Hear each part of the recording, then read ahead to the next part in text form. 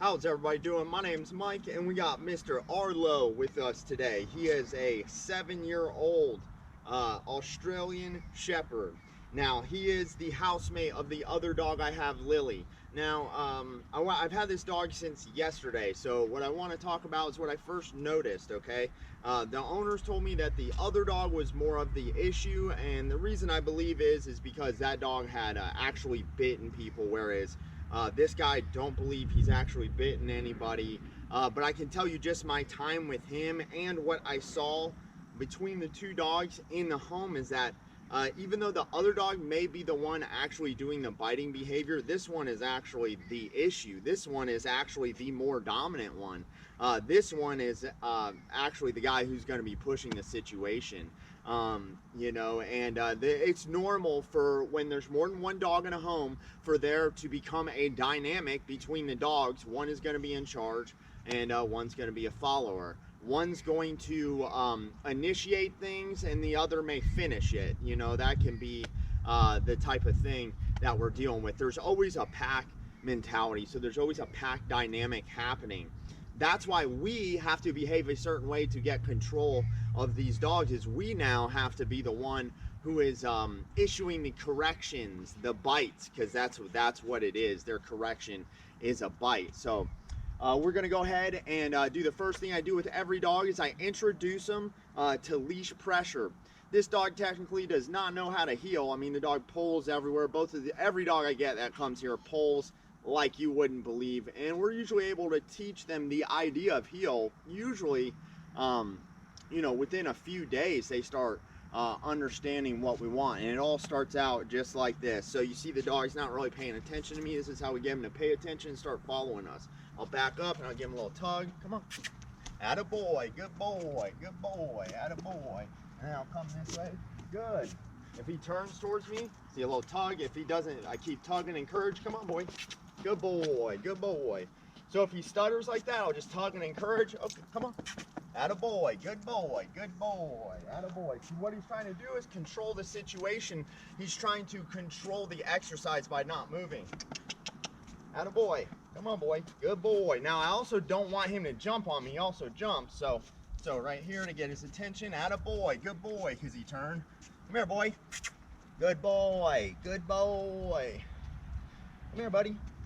Attaboy, good boy. So he started, I tug, good boy. Good job, boy.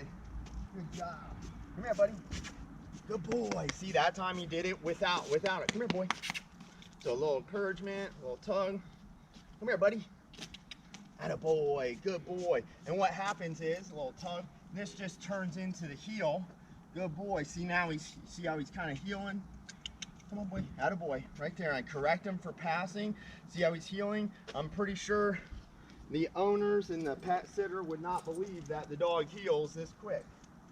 But it really is all about communicating what we want in a way that the dog trusts, understands, and respects. Without that, the dog will simply pull everywhere. They'll do whatever they want. You have to use a correction that's going to be effective, and it has to be at the right time. Come on, boy. So like I said, for us to get a behavior like this, it takes very clear communication. See that tug? The timing of that tug is very important. It's also very important I don't do it too hard on the dog, especially when I'm new to the dog. And if I start correcting the dog in a way that it's like challenging the dog will not want to participate in the exercise, and they'll try to challenge me back. They can even try to bite.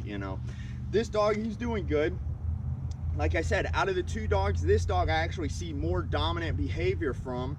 He's growling at me while I'm in the house, just while I'm walking around, not doing anything particular. So it's not a big deal. This is how they communicate. The reason he does that is because in his household, that was effective for him to be able to control people. So that's why he's here with me, is so we can go ahead and put a stop to that, and we start creating good behaviors. We have to teach them what we want from them before we can start saying no to them. We have to teach them what we want. So if you want your dog to stop pulling on the leash, the deal is you have to teach them how to heel.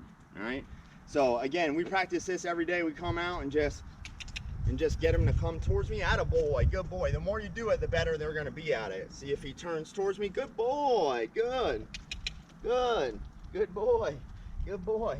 Come on, come on, buddy.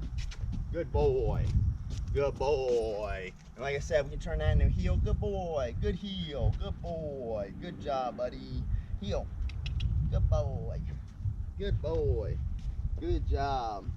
Good boy. Yeah, so with all these dogs, you know, it's always a matter of telling them in a way they trust, understand, and respect. You have to use a leash.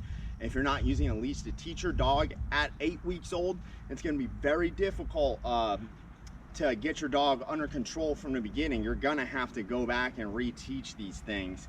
The deal is, all dogs, in my opinion, need training. You will see a lot of owners who have dogs that they can kind of get away with not training them, but it doesn't mean the dog's healthy.